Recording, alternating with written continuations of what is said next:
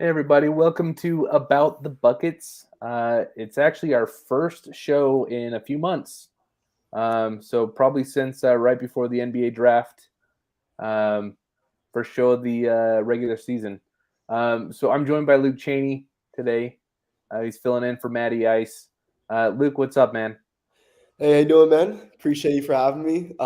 Happy to talk hoops, man. Yeah, A little under the weather, a little congested. So as y'all yeah. can probably tell by my voice, but yeah, Yeah. man, I'm happy to be here. Well, no worries. I feel lucky to have you. You're a busy man lately. You're blowing up on Twitter. It seems like the stuff you're doing with journalism is it's really exciting, man. And I'm happy for you. We've been friends for a minute, so it's really cool to see. Thank you, man. I really appreciate that. Yeah, absolutely. So the first thing that we wanted to talk about was the Miami Heat. Mhm. You are our resident Miami Heat fan. Yes. Um, So give us the rundown. Like what's the pulse on the Miami Heat right now? I mean, you're 14-10, Mhm. and you got some exciting young players, but like how are you feeling about the idea of making another run in the Eastern Conference? Yeah. So I mean, it's what are they so far? I think 14-10 right now. Correct. Game tonight against Chicago. I think they're down like at the time of this recording, like 10 in the third. So they'll probably drop that one. But no, so far, I mean, I've been impressed given the injuries that they've had to deal with throughout the season so far. I mean, Tyler Hero went out, got to that really hot start to the season, was on a 25-5 pace, and Yeah. then had that high ankle sprain. He's working his way back. I think he's supposed to be back into the lineup in like two or he's working his way back. Same with Bam Adebayo. He's working with that hip issue of his. He should be back in the lineup soon. So they've really been undermanned, and that has allowed Yeah. players such as Jaime Jaquez step up. He's someone that we'll Yeah. get into, of course. I mean, Yeah. developing into one of the best rookies in the NBA. Turning into this 15 a night guy, just providing so much energy off the Heat's bench, playing starter like minutes. Excuse me. Um, Such a scoring burst or such a scoring punch. Good defense as well. Just a great two-way element to his game that the Heat really do need. And they've also had contributions as well from guys like Josh Richardson off the bench. Duncan Robinson has been fantastic to start this season. Yeah. We saw in the playoffs that Duncan really emerged and looked more and more in some areas of his game even way better than that guy that signed the what was it 5 year $90 million contract Yeah. back in 2020, and he's continued that into this year. He's looked awesome and is just way more of a threat off the dribble and with his playmaking and facilitating than he has ever before. So I mean, I never really expected the Heat team to be a top three regular season team in the East. Yeah. I mean, there's so much talent in the East. There's so much talent. Um, but if I felt confident that if they can get in that 4 through 6 range, which I think when you factor in Tyler Hero's return and when you factor in Bam Adebayo's return, I think they can get back into that range. I think the 6 seed right now. Yeah. I would feel pretty confident about that team as a East as a contender, and what I said, it's a very loaded East. Yeah. As a non-Heat fan, I can't express enough how annoying the Heat are in the sense of that, like, you never think they're going to be good. You look at the team on paper, and I don't want to speak for Heat fans because I'm sure they know their team better than everyone else. But a guy like me, I look at the team on paper and it's like, all right, you lost Max Struess, you lost some key pieces from last year, and like, how are they going to do it again? But at the back of my mind, I know that they're going to do it again. Yeah. Um, and I predicted before the draft that Jaime Jaquez would get selected by the Heat Mhm. because when I was watching him, I was like, this is the type of guy that if any other team selected him, he would be a fringe rotational player.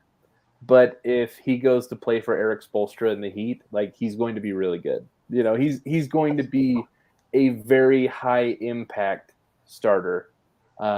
I still have my doubts on, what his star potential is. I think, coming in, people thought he was a high floor, low ceiling kind of guy.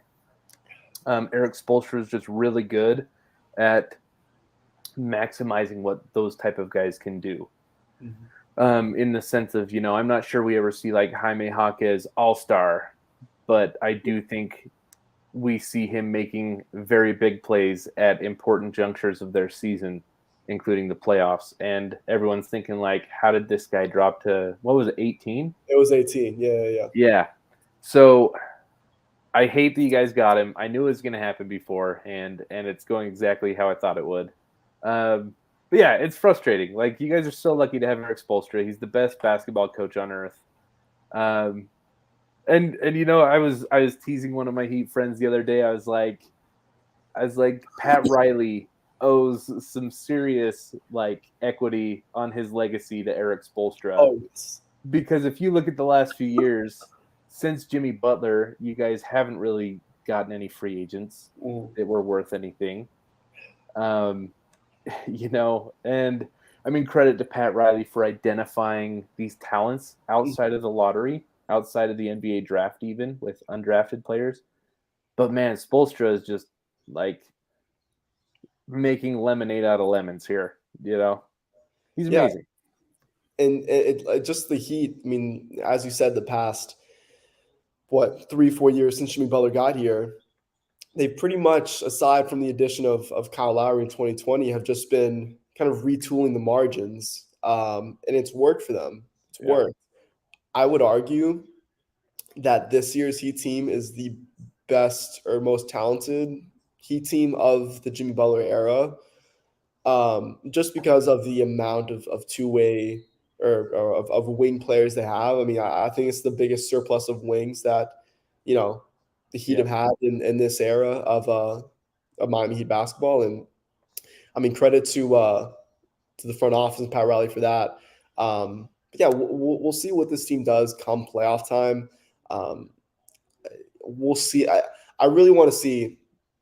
I'm jumping around a bit here, but I really want to see if Tyler Hero can really stay at that level of where he was at when he got hurt. Because if Hero is giving you 23 to 25 a night with the added boost in playmaking that he showed early on in the season, that changes your ceiling, in my opinion, right? I mean, especially if Tyler can do a good chunk of this off the not just off the dribble, because pretty much everything for him is off the dribble, but just in isolation, win his 1v1 matchups, attack mismatches. If he can do it through that just, like I said, opens up so much more for this team come playoff time, and you're in a spot where you're not relying so much so on Jimmy Butler to have these gargantuan-like performances that, as he gets older and older, might not come by as much as fans would like. And of course, I want to see what this team does come trade deadline. If they attempt to move that Kyle Lowry contract, which I think they should, because I think if you attach that in a pick, you can get a pretty solid rotational player that is giving you more than what Lowry is giving you on a night-to-night basis now, and is year 18 season. So, yeah, I think if this team could retool properly come trade deadline and get someone like maybe a Tyus Jones from Washington, get younger, more athletic, and if Tyler Hero can be at the level of what he showed he could be at, then I think this team has a real chance to do something special yet again in the playoffs. Yeah. So one of the things that jumps off the stat sheet to me is Bam Adebayo virtually tied for being first on the team in points per game. Yeah. Bam is an amazing player. I that's not a secret. But in my opinion, like one of the main Achilles heels of this Heat team the last 3 years has been Bam lacking aggressiveness on offense. I don't think it's ever been a question of his capabilities. I think it's been more of a question of him like taking it upon himself to be like, I need to get 23 every night or else we're not going to go anywhere, you know?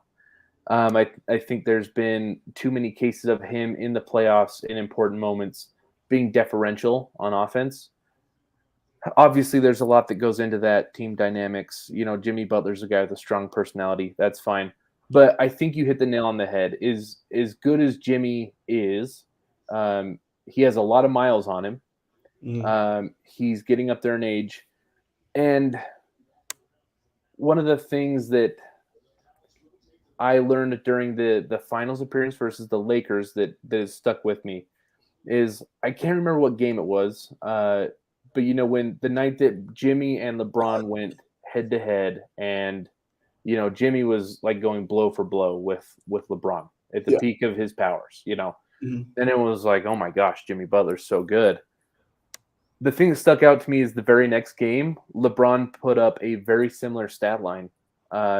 But Jimmy couldn't do that 2 nights in a row, and that's, you know, that's not a knock on Jimmy. That's the difference between a guy like LeBron and, you know, the like 7th or whatever you want to call Jimmy, the 7th best player in the world versus the 1st best player in the world, is the fact that you do that every single night. Jimmy needs help. You know, when it gets down to, you know, you're playing game 6 or 7 versus Boston or Milwaukee or Denver or whoever, he's not going to be able to go blow for blow like 3 games straight with a guy like Jokic or with a guy like Giannis. I don't think Jimmy's on that level personally. I think he's the next tier under that, and I don't think that's unfair to say. So having Tyler Hero and Bam, you know, resurgent or having growth in their game, I think you might be right. I think this might be the best Heat team we've seen in the last 4 years. Yeah, I think just to kind of touch real quick on what you said about Bam, I think when Jimmy takes, I guess, an alpha role within the Heat's offense, you see Bam kind of settle into maybe what you can consider his comfort zone of sorts, which is more of a second or third like role within an offense, and you see that he's a lot more passive and a lot more, we'll say, team focused than he necessarily should be. Yeah. And he doesn't really tap into that featured scoring like mentality that he's shown that he is capable of at times. I mean, we've seen glimpses of it, Bam Adebayo the past 2-3 seasons, that he does have that ability to go out there and give you 28, 30 in a playoff game when you need him to. I mean, we saw in the Heat Nuggets series, Jimmy Butler was very quiet for most of that series. But if you pull up Bam Adebayo's averages, he had, I think, the highest points per game total throughout the entire playoffs. I think granted, the efficiency wasn't fantastic, but I think he averaged something like 22, 23 points a night just because Jimmy Butler was not firing. So Bam Adebayo kind of took it upon himself to provide that scoring punch. I think that is something that you need from him on a more consistent basis. I mean, this Heat team is at its best when both Tyler, of course, is added into that mix, but when Jimmy and Bam are both going at it and giving you 25, 30, and you have 2, at times, elite scoring options, providing consistent production for your offense. That's when the Heat's offense is at its best, not when Jimmy is taking it upon himself. Because, as we said, he's getting up there in age. You can't rely on that on a consistent basis. Yeah. What do you think the end of this season looks like? Obviously you have Boston and Milwaukee, who are the preseason favorites in the East. They're playing really well. A lot of people like Philadelphia. I've never been a huge fan of this current iteration of Philly. And I mean, with James Harden or without, the Joel Embiid, Tobias Harris group, never really done it for me. What is your current projection? What are you thinking when you're looking forward to playoff matchups against the elite East teams? Okay. So prediction as far as Eastern Conference Finals, what am I thinking, or NBA Finals? and I'm not even looking for like a hard prediction, like how many games, or I'm just thinking like as of right now, I'm asking you for a heat check on like how you feel the Heat would do against a team like Boston or Milwaukee. Okay. I think that in a series against Milwaukee, I think Milwaukee would win that series, but I think the Heat have a shot just because, I mean, obviously Dame and Giannis. Giannis put up 64. We don't have to talk about how awesome they are. Yeah, But we do see some cracks within that team. Chris absolutely. Middleton has dealt with some injuries past couple of years. He's not the same player he once was in 2020, 2021. I think he's only averaging 12 and a half points per game this year. The depth of this team isn't great. Um, what you gain in adding Dame versus a Drew Holiday on the offensive end, you also lose in the defensive end. I mean, I think this is probably the weakest defensive Bucks defense that we've seen in a few years. So I think there are ways to attack this Bucks team. I think in a hypothetical Heat Bucks series, I think that series is going 6 games. Either way, in my opinion. I think the Bucks, like I said, win, but by no means is it a lock. Yeah. Now the Celtics, man, like they are such a juggernaut right now with what they can do on both ends of the floor. I mean, this is the best iteration that we've seen of Kristaps probably throughout his entire career, at least since the New York days. And they just mesh and click so well together. I mean, this is probably the best. Excuse me. This is probably the best starting line, like NBA starting lineup that we've seen since, I would argue, like the KD Warriors, just in the way that they all mesh and click with each other. Now, granted, the depth on that Celtics team isn't that good. I do like I like Payne Pritchard. I like O'Shea Brissett.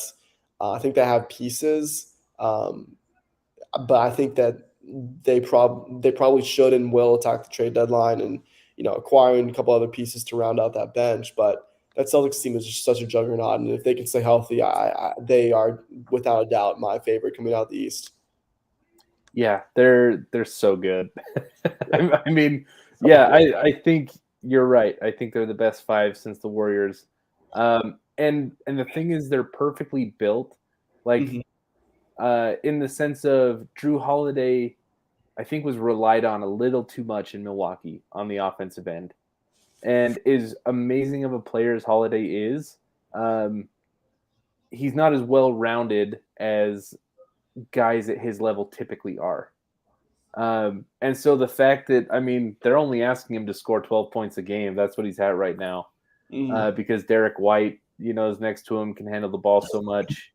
And then obviously you have Jaylen Brown, Jason Tatum, and Al Horford and Porzingis. And yeah, man, when you can just like have Drew Holiday there, who's an all-world player, and then just be like, yeah, you just need to play defense, really. Like that's crazy. Just play defense, be a 4th, 5th option. Like yeah, just like if you're open, I guess you can just play it up. It's bizarre. yeah, for sure. So next, I wanted to talk about the Los Angeles Lakers and the NBA midseason tournament, the NBA Cup, as they're calling the trophy. So obviously the Lakers won. LeBron James, it definitely seemed so. Here's my thing. Tell me if I'm wrong. It seemed like not everyone was taking it super serious. You saw coaches, resting players. You saw players, I guess, being iffy on how much they seem to care. There was that embarrassing moment where, which coach was it, where their team they were running up the score late in the game, and the opposing coach is like, "What's going on?" And he's like, "I have to score this certain amount of points for pool play, like to get my margin of victory up." Yeah. Like that was a really awkward moment in NBA history, in my opinion. And it was just bizarre. What does the NBA Cup mean going forward? Like, how do you think this will land? How do you think, will it mean anything for LeBron when in 15, 20 years when we're looking at it? Like, 38-year-old LeBron, Yeah. MVP of the very first NBA midseason tournament, won an NBA Cup. Hey, What man, what's it gonna mean? I don't know. how many in-season cups does Jordan have? It's like 0. z- Yeah. 0. I mean, that means some. No. Yeah. I think that the NBA, while it's not perfect, I think the NBA Cup achieved for the most part its objective, especially in its inaugural season, and that was to just peak regular season interest just a bit. I think it did that to some extent. I mean, like these months right now it's just so hard for the NBA. It's so hard. Just Yeah. college football at its peak, or was at its peak. The NFL at its peak right now. So that's your competition right now. It's not easy. So I think for the NBA, some of the ways that they handled this, I really like. While some of them weren't the most visually appealing, I like the idea of the super flashy courts, the thing about going to Vegas. I think it did cause the energy level in some of these in season or cup games rather to be a little higher than what we're used to seeing in your average December NBA matchup. But like I said, though, it's not perfect. The score differential thing it's just like you said, it's awkward, man. I don't like it. Yeah. That's something that I think will get fixed. But at the same time, though, when looking at this in-season tournament, I think it allowed some teams and some stars to really emerge, right? I mean, look at teams like the Pelicans. They made a nice run. The Pacers. I think that's a team that has went under the radar for maybe the majority of November leading into December. But now, because they're playing on such a national stage, so many, I don't want to say casuals, but people who watch your national broadcast games only were just exposed to Tyrese Halliburton and how good he is and how good the Pacers are and how they have a potentially record-setting offense, right? Yeah. Whereas before, maybe those same fans wouldn't have been able to have been exposed to said team and players and such. I think that creates another conversation about how the NBA chooses which teams to play on national TV, but that's a conversation for another time. But yeah, I think that, long story short, I think the in-season cup did its job, but there are definitely some ways that they could tweak it that I think would be a lot better moving forward. No, I actually love that point that you made. Kind of in retrospect, I think there was a type of team. There was an archetype of team that took it seriously. Yes. And you named, it's the younger teams that are itching to get their name into the conversation. I think the NBA could stand to figure out how to get teams like Phoenix and the LA Clippers and the Milwaukee Bucks to like really care, the Denver Nuggets, to those type of teams, if they would have cared about the NBA Cup the way that the Pelicans or the Pacers or these up and coming teams that have something to prove. I think it was probably hard for those teams to transition from the mindset. I mean, we talked about it earlier with the Miami Heat that like the regular season effectively doesn't matter much for them. They can kind of hit autopilot, cruise control. All they need to do is get into April healthy, and then playoff Jimmy emerges, and then next thing you know, you're in the Eastern Conference Finals, and that's when the games are important. So if they can figure out how to engage that type of team and not just the upstart, we're gonna fight for the 6th seed type of teams. Obviously LeBron had something to play for as he's trying to cement his legacy. But your point about the Pacers and Tyrese Halliburton having a coming out party on a national stage, that's also great for the NBA, because like you said, the casuals or the casual fan isn't going to see Tyrese Halliburton all the time, and really he has everything to make a marketable superstar in the NBA. He's a flashy offensive player. He gets assists. You know, he's scandal free. He's a very likable player. Mm. You know, so maybe that is the bright side of this. So far as that, you know, now the NBA has a whole other group of players to market that got national recognition. Exactly. Yeah. I mean, I think for as much as teams are able to, or for as much as the league um, is able to present teams like the Thunder, the Magic, Yeah. the Pacers of the world. I mean, I think that just increases or not increases, enhances. That's a better word. Enhances the overall quality of the product of this Yeah. league. Yeah. Do you have any ideas? I'm putting you on the spot here a little bit. Do you think there is any way to incentivize the guys in the Kawhi Leonard, Paul George, Nikola Jokic, the people, you know, because right now the only incentive to players is recognition and $500,000. Which, Uh, yeah, to some players, that's going to be very significant, but to players like Kevin Durant, who make like 47 million per season in salary, on top of all the endorsements that he has, like, is that really going to make him give 100% in December? Like, that's the conversation that needs to be had, in my opinion. I think, yeah. I mean, like, and unless you're a either rookie or a two-way player, like that monetary incentive doesn't really do much for a lot of guys. I mean, it's five. Listen, 500K is 500K at the end of the day. Yeah, But I mean, uh, I think the only way, in my opinion, the only ways that you can incentivize this tournament for yeah, your established stars or your established veterans are unrealistic. yeah, Just because, I mean, I think, I mean, what a guaranteed playoff slot, yeah, um, home court advantage in the playoffs.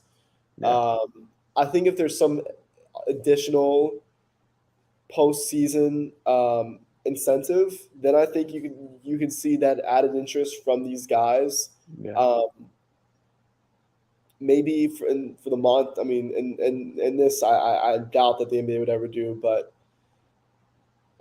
excuse me, for the monetary award reward of it, make it on a percent basis, like a percent of X players' contract is. yeah. I don't know. I mean, it's like there are things that they could do, but I just don't see the league doing it because it would hurt the product in one way or another. Yeah. You know. Yeah, I think, you know, maybe this leads into a much larger conversation that we probably don't have time for on a, you know, on an episode like this. But I think the NBA has hurt itself in allowing the legacy conversation to become too championship focused. That's That the point. has bled into the minds of players. And so, like, if you're a Kevin Durant or you're any of these guys who are good enough, big enough that you're actively thinking about your legacy on a daily basis, what is the incentive to potentially hurt yourself or maybe overload yourself in December when your ultimate goal is a championship, because you know that that's the only thing that can skew your legacy. You know, I think the rings argument um, has become a little too pervasive in basketball, and I I, think I think we'll see that problem with the NBA Cup. yeah, I that makes a very you make a very good point there. Um, Definitely a much larger conversation about Yeah, ring culture and how much that is valued. yeah, Um, just in NBA discourse in general. yeah. And yeah, I mean it's And you know, I think the league has a role in that. yeah, I was actually a champion of the idea that, you know, now that Michael Jordan has sold the Hornets and he's kind of exited the NBA sphere, you know, he's no longer affiliated in the NBA, with the NBA in any capacity professionally. Only his career, like he's no longer affiliated business wise with the NBA. The NBA has never been shy about pushing Michael Jordan as the best ever. They've marketed the hell out of that. That Michael Jordan is the best ever. In my mind, I was thinking like, this is a perfect time to start marketing LeBron as the greatest ever, whether or not that's an unequivocal fact, just for business purposes. Because one, it waters down the rings argument, which I think is bad for the NBA in general. Mm-hmm. Two, it's a very terribly kept secret that LeBron's going to own the Las Vegas franchise when it shows up in 3 to 4 years. Yeah. And so you're going to be tied to this guy for a long time. And how better to get people to tune in is that it's like, hey, like the NBA's even saying this guy is the GOAT. Like, watch his last 2 seasons. Watch his last season or 2 or 3, however long he plays. They're missing a huge opportunity by not doing that, in my opinion. Yeah, no, that's a very good point. I wonder how much of the belief, especially by like, people who didn't watch Jordan play like myself, I wonder how much of the belief that people have that excuse me, that Jordan is the greatest player ever is kind of maybe subconsciously built upon just the marketing that the promotion that the NBA has done, and kind of gearing people's opinions to thinking that Jordan is the best because we don't. And honestly, like, I wonder how it was. I mean, obviously, like the NBA and the NBA media is much different than what it was, let's say, in the 90s. But I wonder how that discourse was, with someone like a Magic or Kareem, or if they went all in on Jordan. I'm just kind of curious, like, how that has progressed through the years. But yeah, no, like that's a very good point. Yeah, and I think that conversation is very generational. One of my best friends is my cousin, and he was born in 1980, so he's 13 years older than I am. Okay. Grew up with Michael Jordan posters on his wall. Was a Jazz fan because he lived here locally, but his favorite player was Michael Jordan, just like pretty much everyone everywhere, right? Bulls didn't necessarily have to be their favorite team, but everyone had the same favorite player. And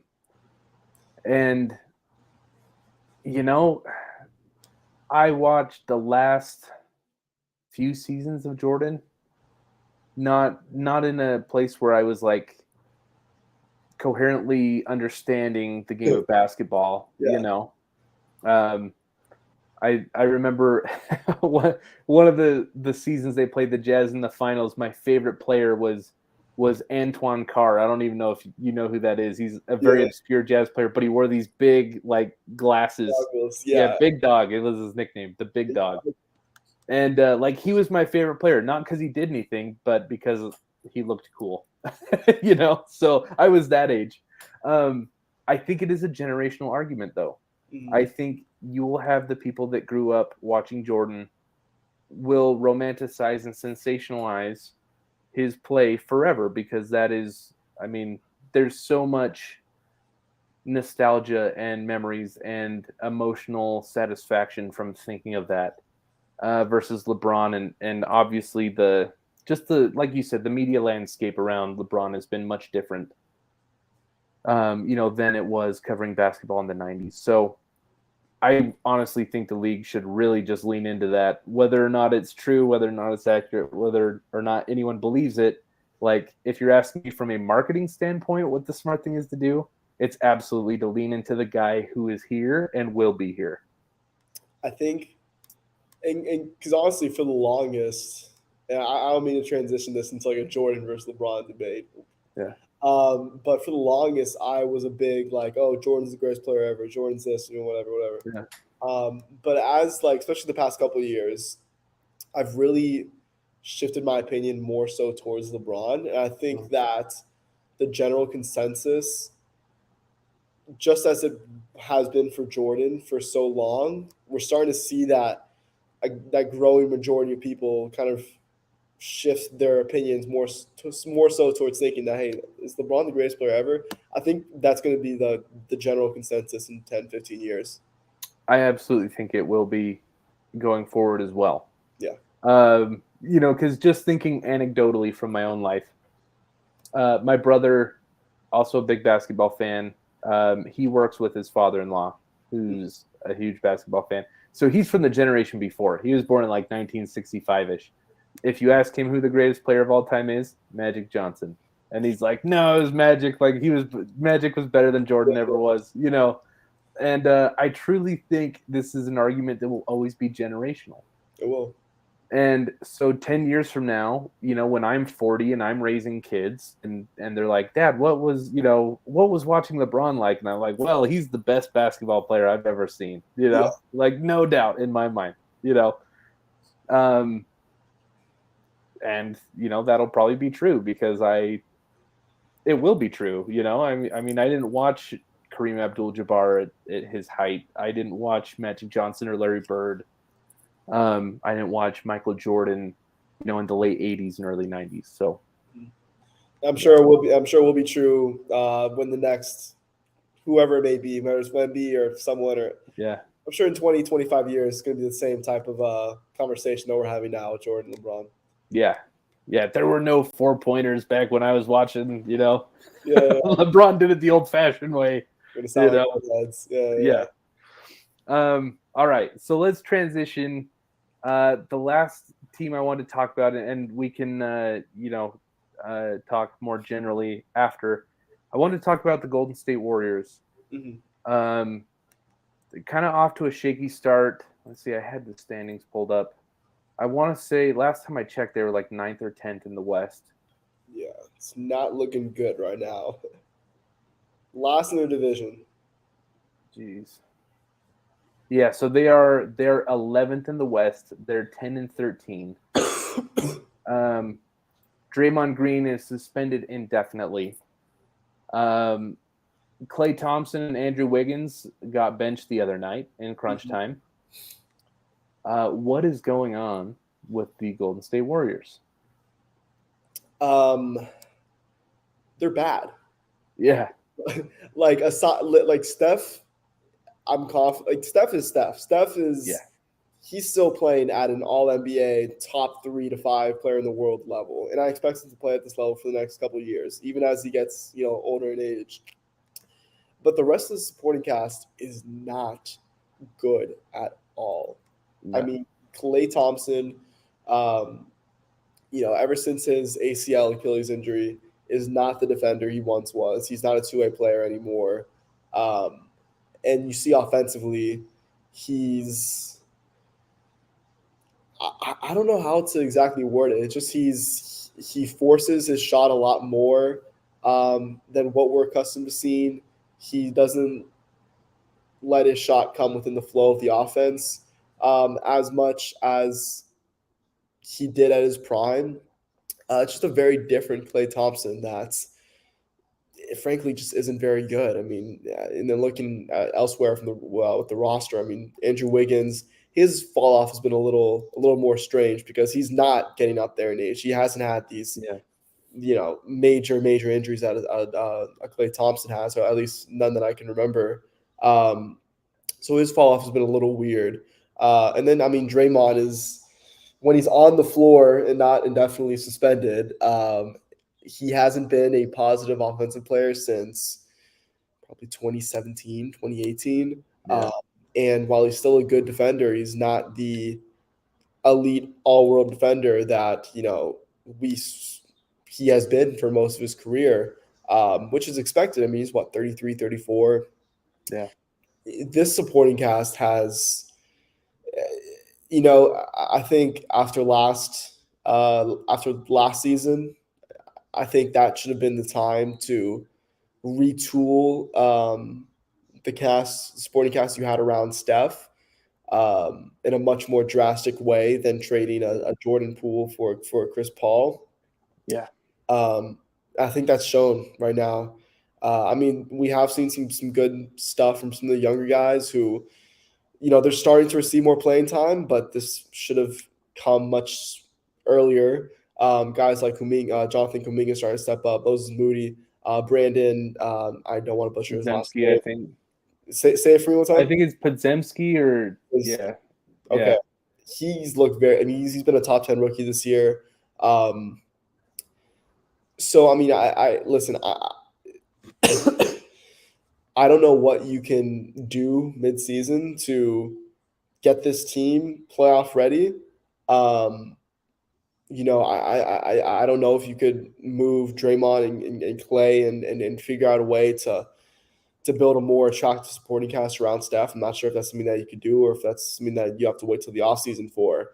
But this team, as we were saying pre-show, is cooked. Yeah. I don't. Yeah, I think they'll finish above 500. I think that they'll work their way into the play-in.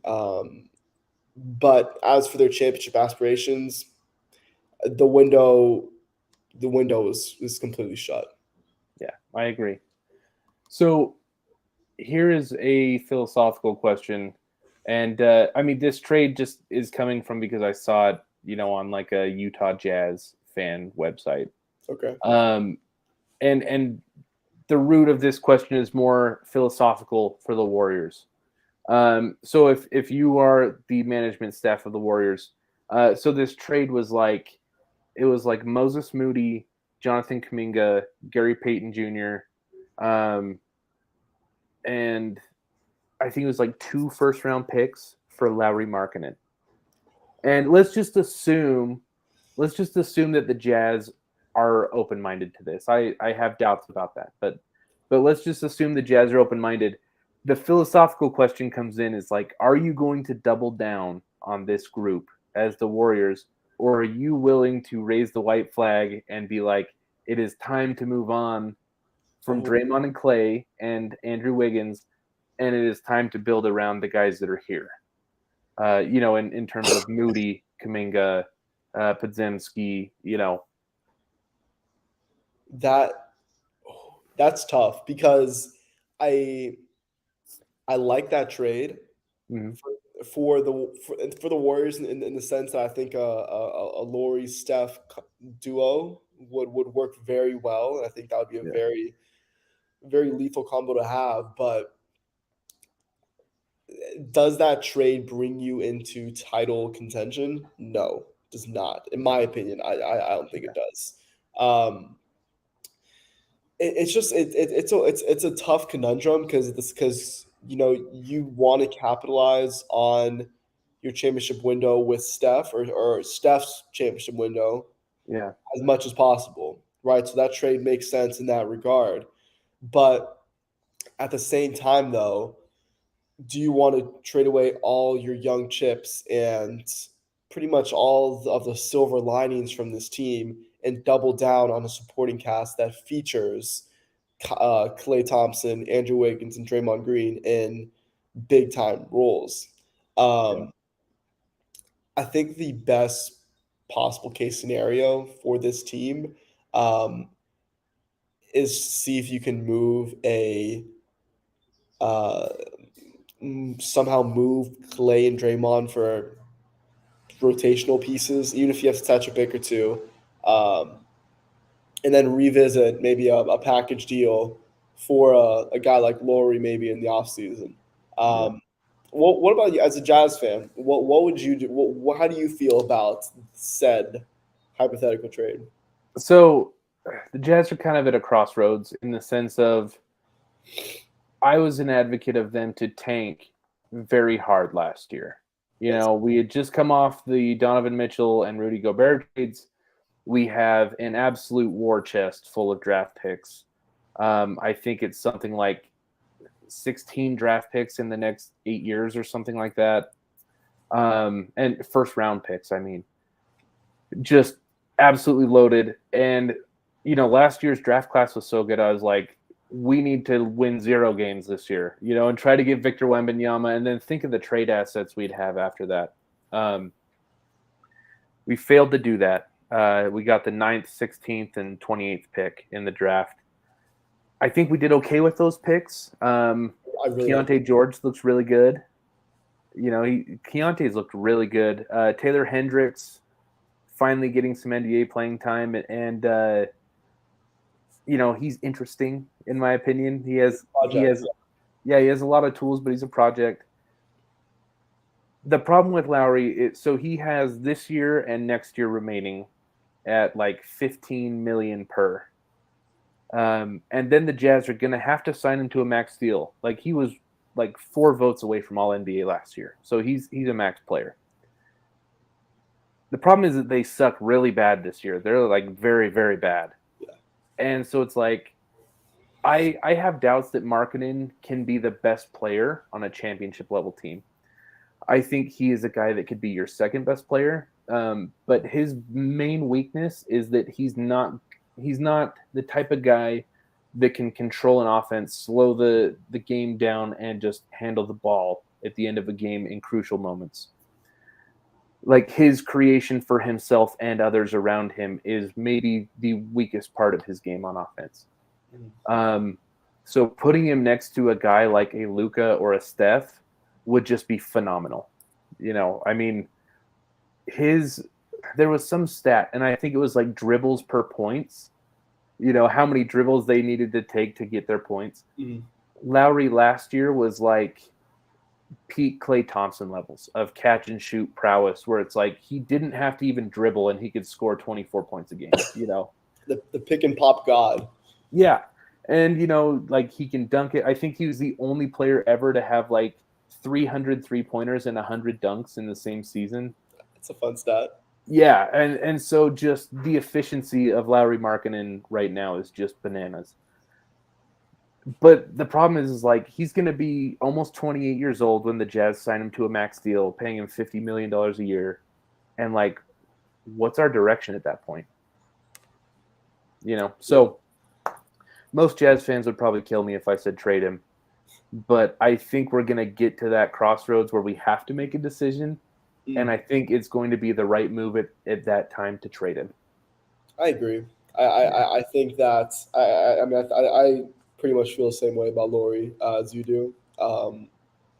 He's a very good player. I think that the Jazz have gotten so much more out of him than I think a lot of people were expecting when that original Donovan Mitchell trade happened, which is good on them. But timeline-wise, signing him to a max deal, does that mesh with the eventual contention window for this Jazz team, which may not be for another 4 or 5 years? Hopefully for your sake, maybe a little sooner. But I mean, this is a team that is nowhere near contention, which is fine. I mean, like you said, they have a bunch of young pieces, a bunch of young picks. The future is very bright.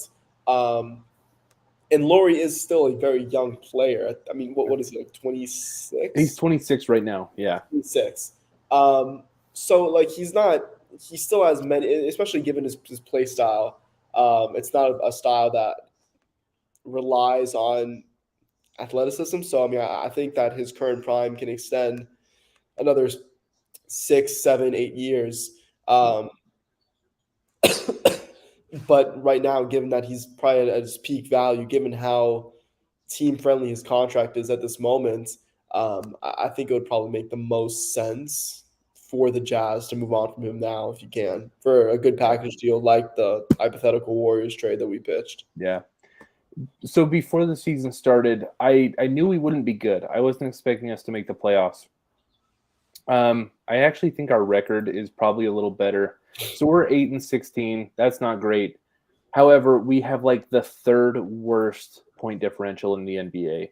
Okay. And watching the Jazz, that pops. I'm actually surprised we're 8-16. I think that's better than we actually are. And so, before the season, I had this idea in my head that like there's going to be a superstar free agent, a superstar player who's going to demand a trade because that always happens. It's inevitable. I highlighted like the situation in Dallas. The supporting cast around Kyrie and Luka is pretty terrible. They've played better than I thought. I still think the bottom is going to fall out towards the end of the year because their supporting cast is terrible. I think they're going to, I think they're like, they started like 10-2, and Tim Hardaway Jr. was averaging like 24 points a game. So I was like, okay, well, that's going to go away, you know, and when that goes away, what do they look like? You know, and I think they're like 5-5 in their last 10, something like that. 6-4. Yeah. Oh, they're on a 4-game win streak again, but they've been very up and down. Anyways, you know, Brandon Ingram is another guy that I was like, that could be a guy who ends up asking for a trade sometime in the near future. And before the season, I was like, the Jazz are the type of team that can go all in on one of those guys. Mm-hmm. You know, they can drop a bag of picks, some young players, they can get it. And if you pair an all-star with Lauri Markkanen, we could be a good team. My fear now is that I'm not sure we'd still be a good team at that point. You know, like, would moving, let's just say hypothetically, would moving Luka Doncic to this Jazz team to play next to Lauri Markkanen and just the garbage that we have around Lauri right now, would that be any better than what he's doing on Dallas? And I think the answer is no. If you would have asked me before the season, I would have been like, oh, yeah, like we're way better than Dallas, the supporting cast. But we've been really bad this year. So I don't know. I think the Jazz were planning on a timeline like that where we could make a big trade and kind of sneak like backdoor into being a fringe title contender with Lauri Markkanen. I don't think it's going to happen anymore. I think the supporting cast is too bad to make that happen. Yeah, I agree. So, I mean, yeah, like I said, there's solid young pieces on this team. I'm a big Taylor Henderson fan, man. I think that like 3-4 years down the road, he's going to be a dude. I think Keontae George like has legit star potential. I really do think that. Yeah. But yeah, I just like a Brandon Ingram doesn't do much for this team, right? Yeah, I agree. I mean, acquiring a star level guy that gets you into play-in contention, and it's like that is at the end of the day, is that really like, you know, what is it worth it? Probably not. Yeah. So I don't know what the guy is. Maybe he's on the Thunder. Maybe he's on a different team.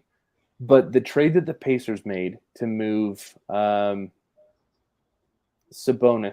for Tyrese Halliburton, that is the trade that the Jazz should be looking for with Lauri Markkanen, in my opinion. And like I said, I don't know who the young guy is yet, but there's going to be a team who has a very good young guy and is willing to upgrade to win now. And the Jazz should be aggressively pursuing that when it comes. Maybe a little Jalen Williams for Lauri Markkanen, actually. That's what I was thinking. And you know, obviously before there was some controversy, I was thinking like, why not Jalen Williams and Josh Giddey type of trade for Lauri Markkanen?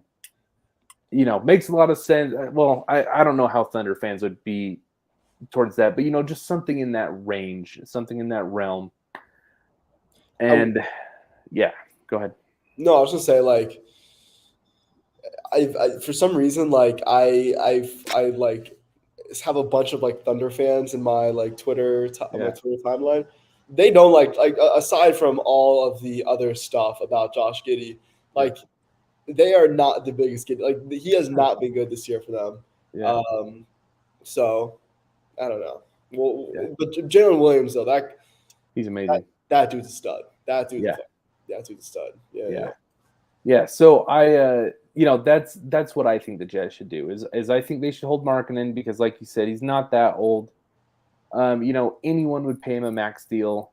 So I think even if the Jazz get to the point where they're willing to like, we will give you this money, but please let us trade you, you know, like they sign him in the off season, then it's like, we promise we'll trade you by February, you know, just let us get something out of you. Yeah, they should be. I think the team is not good enough to compete around Lauri on his timeline. I don't think we'll be a playoff team in the next 3 seasons, barring something unforeseen. So I think they should really focus on the Keontae George, Walker Kessler, Taylor Hendricks, Ochai Agbaji timeline. Yeah. They're great young players. There's a lot of potential there. How was last thing about the Jazz? Just because I haven't been able to watch many games this year from them. How was Ochai Agbaji looked? Up and down. Up and down. He's a very good catch and shoot player. There's been games where he looks like he's a high level defender, and then there's games where I think the other night he had like 8 points and did not register another stat category. Okay. So it's like 8 points, 0 rebounds, assists, steals, blocks, everything, Yeah. So he's up and down. I'm a believer in Ochai, so maybe I have rose-colored glasses on. But I want him to be a solid 3-and-D guy. I'm not sure if he'll get there, but I hope so. That's the hope. Yeah. I think his ceiling is like I mean, just to confirm to another recent Jazz player, Royce O'Neal. Okay. Royce O'Neal was our starting shooting guard for some very good teams. I think Jazz fans just want Agbaji to be like a more athletic, better shooting Royce O'Neal. Which is a very, very solid NBA role player. If that's what he turns into, I think that's a win. Yeah. Yeah, like I'd be fine if he could just be the fifth guy in a good starting lineup. That's what I want out of it. So we'll see. Yeah. So was there any other teams that you wanted to touch on? I guess like trying to think. The Magic are really fun. The Magic are good. Yeah. That's a team that I want to see come play out. Like, okay, what are they? I think they're third in the East, 16-7 right now. Yeah.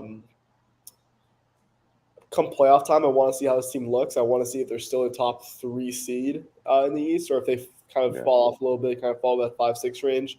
They'll be a playoff team regardless. But man, I mean that duo of Franz and Wagner and Paolo. Yeah. Just from a two-way perspective on what both those guys bring offensively and defensively, it's tough, man. It's tough. I mean, like that, and the thing is, like, this team has been off to this really hot start to their season without Wendell Carter and Markelle Fultz, right? Yeah. 2 key rotation guys for them.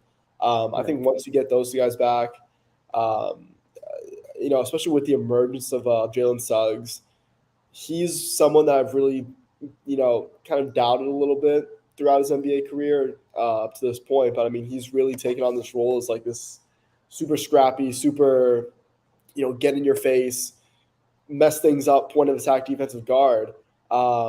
Especially with him and Anthony Black, who kind of has that same sort of DNA, especially with what Cole Anthony is giving off the bench and Mo Wagner and such. Like, that team is fun, dude. They're fun. They're talented. They're young. Really like Jalen Suggs. He's good, dude. I wish he's one of the players that since the offseason I've been wishing like Orlando would see something they wanted on the Jazz roster. Well, whether it was like Jordan Clarkson and Kelly Olynyk, and they're like, yeah, here's Jalen Suggs, Yeah. I mean, I don't know if he's like would be a huge difference maker on the Jazz roster, but I like him. I like everything about him. He's a very locked in player. You know what I mean? Like he gives 100% effort on every single play. I saw this one clip of him that was like kind of trending a little bit on Twitter. That like first play of the game, he caused like a tip pass out of bounds or a steal or something like that, and this dude was hyped like beyond belief. And this was the first play of a regular season game in December, and it's like when you're constructing a championship team, like that's the type of DNA and attitude that you want on your team. I just think he's a very impactful to winning type player. Yeah. Last team. So here's a team that I'd love to hear your thoughts on. What about the Memphis Grizzlies? Okay. They are 6-17. So actually climbing out of the hole a little bit. They're 3-7 in their last 10. What did they do? If you're the Grizzlies, like what do you? I don't think they own their pick this year. I think they traded it for Marcus Smart. Mm-hmm. I need to check on that actually, but like you kind of went all in by trading for Marcus Smart. I think I really didn't like the Marcus Smart trade when it happened. From Memphis's point of view, just because I like you're getting Smart. I'm not calling him a bad player at all, but you're getting him on his decline. I think. I think this is the start Yeah. of Marcus Smart decline. Yeah. And we saw that a bit last year, where he was still a very good defender, but he wasn't quite that elite defender with what he was in the year that he wrongfully won DPOY. Yeah. But with the Grizzlies team as a whole, I mean, I that was kind of like, I'm not a very big hot take guy. Yeah. I tend to stay very conservative with my takes. Mhm. That's kind of like I didn't feel real good about the Grizzlies heading into this year, starting the season without Ja. Just because like I know people always bring in stats about, oh, this, like, look at the Grizzlies record without Ja Morant the past 2 years, like they've been even better than they are with Ja. And I'm like, I feel like that's when you're starting a season without your guy versus, losing your guy mid-season when, the ball is already rolling. I think there's a major difference in that. And I I think I had the Grizzlies as like a 7 or 8 seed in like my preseason NBA standings, Okay. just because like I didn't think the Grizzlies would start out very hot, and I didn't think that. I thought I thought inserting him back into the lineup would improve things, but not to the level of where they're a contending team. Yeah. And they've been worse. I mean, they've been worse than I've expected, man. I mean, that's Yeah. like, it's just like their backcourt, right? Desmond Bane's awesome. Desmond Bane's is a very good second or third option, but with what you had with Tyus Jones, I think just from a running the offense to distribution, facilitating Yeah. standpoint, Marcus Smart doesn't give you that to the same extent. Um, I think Smart's a better player than Tyus Jones is, but I think as a starter in the current Grizzlies starting lineup, Yeah. I think having Tyus Jones back there uh, would have made things a lot smoother than Smart, for example. Yeah. Um, but yeah, they've looked very incohesive throughout this year. Like I said, I think Ja will help matters. Yeah. Maybe they play their way back into to play in contention, but it's not looking good, man. What do you Yeah. think? So, when they came on the scene 3 years ago, played the Jazz in the first round. So I watched every possession of that series. Yeah. And that was their upstart year. And since then, the main roster changes that they've made was they traded Jonas Valanciunas for Steven Adams. Mhm. And they traded Tyus Jones and Dylan Brooks for Marcus Smart. Yeah. And the reason why I put Dylan Brooks in there is because Marcus Smart kind of fills that emotional role on the team, as he's the enforcer. He's kind of the, he's their lead defender now. And so I think it's fair to say that trade was essentially Tyus Jones and Dylan Brooks for Marcus Smart. I don't like either of those moves, to be honest. Me too. I think if you're a team on the upswing, you make 2 lateral moves where you get older. And I mean, I could see the Steven Adams one from like a leadership point of view, but I actually think that's quite a significant downgrade. I'm a big Jonas Valanciunas fan. I think talent-wise, that's a massive downgrade. Maybe you got some leadership that was needed, and I'm open-minded to that. But when you couple those moves together, man, like, it's no surprise to me that they're where they are at. Yeah. They're worse than I thought they'd be. But if you'd have told me three years ago, like, these are the 2 moves that they're gonna make in the next 3 years, they're gonna move Valanciunas for Steven Adams, and they're gonna move Tyus Jones and Dylan Brooks for Marcus Smart, I'd be like, why would they do that? Like that's horrible for them. And yeah, I mean, that's where we are. That's where we are. I think when healthy, Steven Adams does give them a lot in the rebounding department, Yeah. and as you said, the leadership. But he hasn't been able to stay healthy, and that team has shown a. I don't know where they rank as far as rebounding goes, um, but it's not great. Yeah. They're not a very good rebounding team. For his size, Jaren Jackson is not at all the rebounder he needs to be. Uh, Yeah. He's soft. yeah. Soft, as Kevin Garnett would say. Yes. Just kidding. And yeah, I mean they just haven't. They they have a they do have a pretty long title window, just given the youth of Desmond Bain and John Morant. So they do have the luxury of being able to retool the rest of the roster multiple times and kind of seeing Yeah. what works and what doesn't. But as like this roster as currently constructed is in need of Jared Jackson as well in that core that I forgot to mention. But as this roster is currently constructed, like they need to the role players you have around those guys are not at the level that they need to be to reach that tier one team status. And who knows, maybe, and this is just me, just packaging a Desmond Bain and like if you really want to pair Jaw with another first or second option like guy, maybe look into packaging a Desmond Bain in the next couple of years. I don't know. I don't think that's something immediate that they would do. Yeah. I know a guy. Plays What? here in Utah. Dude, that would be the type of trade where if they're like I could see someone being like, no, Lowry Markkanen's not the type of guy that we'd trade Desmond Bain for. I would understand if Memphis Grizzlies fans felt that way. But Yeah. if they did have interest, that's the type of trade that I think Utah would be like, okay, like Let's that do it. is the Yeah, that would make a lot of sense for Utah for sure. yeah. I don't know about Memphis though. Yeah, well, Maybe they'd want a little more, and I don't blame them. no, it's true. Yeah.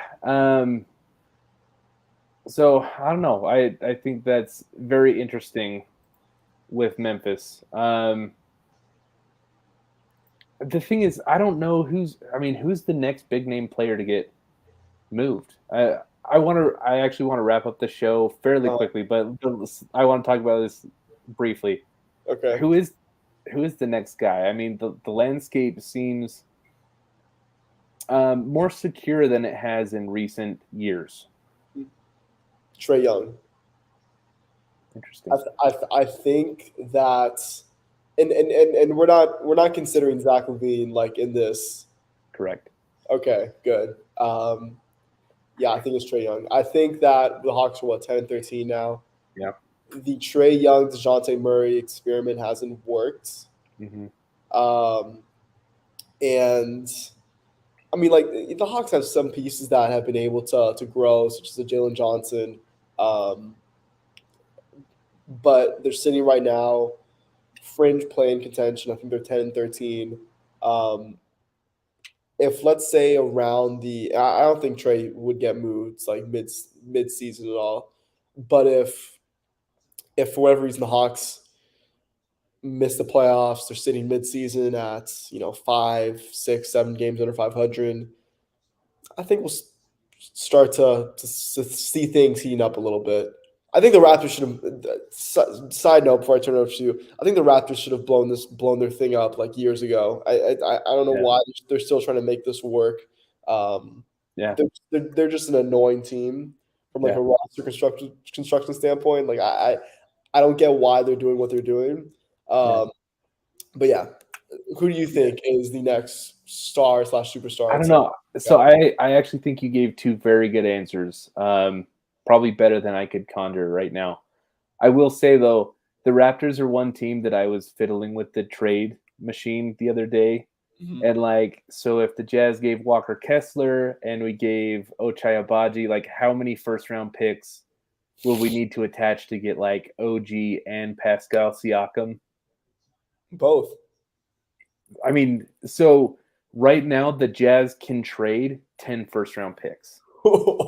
Wow. Yeah, because there's rules about how you have to space them and stuff. Second rule or whatever. But Yeah. like the Jazz have 10 available for trade like today. And A lot. as we go into the future, there's more available for trade. So, I mean, if you give a guy like Walker Kessler, who has a lot of potential, Team USA, he's a young player, like if we're getting into the like, okay, here's 4 picks, can we get Siakam and OG Anunoby for that? Like, I don't know. I don't know what Toronto would think, but I'm with you. Like, what are they doing? Why haven't they blown this up yet? Yeah. So we'll see. I think I hope Pascal gets moved, man. He's too good not to. He, especially like with like the way Scotty Barnes has been playing, like you don't need can they just please dive into the rebuild? Like there was no need for them to sign Dennis Schroeder this offseason. There was no need for them to try to make this thing work. It's not going to work. This team is for as long as this roster is currently constructed, they will be a fringe playing team. Please go all in on a Scotty, because they can they can really jumpstart a real good rebuild. It just pains me not to see them go into that direction. Yeah. Sorry to think about the Jazz. It's my bias. Walker Kessler and Taylor Hendricks as the starting point with picks could be pretty interesting. That is pretty interesting. Because if like you're putting that as your front court with Scotty Barnes, like the 3-4-5 is Barnes, Hendricks, Kessler moving forward. Yeah. Not a bad place to start if you're rebuilding and if you're getting 4 draft picks out of it. That is, I'm assuming, like, would you also move like a Jordan Clarkson for contract purposes, or? Yeah, why not? The Jazz is like carrying like a big contract. So it's Clarkson, and so the guys over $10 million is Clarkson. Colin Sexton is at $17 million a year for the next 3 years. Talen Horton-Tucker is 1 year at $11 million. Kelly Olynyk is 1 year at $12 million. And then you have Lowry, who has 2 years at like 15 each. But I mean, if the Jazz made a move like that, it's to obviously build around Markkanen. But yeah, it's Clarkson is probably the big contract that'll get moved. He just doesn't seem like he fits on the team anymore. I think the Jazz wanted some continuity from their last team to this one, and Clarkson was the guy. He's a great locker room guy. The fans love him. Management loves him. It's just not working anymore, Yeah, doesn't so purpose for this current. Yeah, and like, why would he just he's still coming off the bench on a really bad team? I don't really see what he's getting out of it either, besides a lot of money. So why not just move him to a team that he can thrive on, play meaningful basketball? Exactly. That's a good point. Yeah. So anyways, let's wrap up. Luke, thank you so much for doing this with us. Yeah, thank you. I love talking hoops with you. We've been doing it for years. Yeah. So we'll have to get you back on. We'll figure that part out later, but we'd love to have you back on again sometime soon. Would love to, man. Yeah. Yep. Okay, and to everyone, thank you for watching. This is About the Buckets. Make sure you check out About the Fans. I'm all decked out in About the Fans swag. They're our sponsor. Until next time, we'll see you guys.